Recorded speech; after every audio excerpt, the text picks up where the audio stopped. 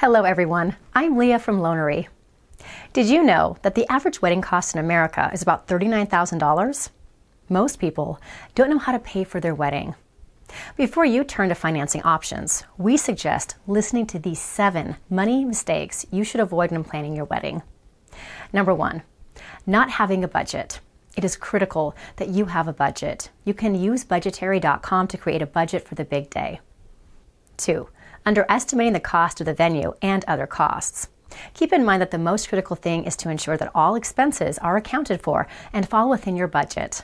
3, waiting too long to have the money talk. This may result in spending waste or overspending on things that aren't a priority. 4, spending too much on the dress or any single item. 5, inviting too many guests. You should certainly factor a head count into your budget. 6, trying to go it alone. Accepting help from family and friends is better than ending up in debt. 7, forgetting to focus on what is important. You should remember that beyond the wedding, you will be starting a life together. Always consider a solid financial plan that is based on long-term thinking. Good luck with your wedding planning. Please subscribe and comment for more money tips.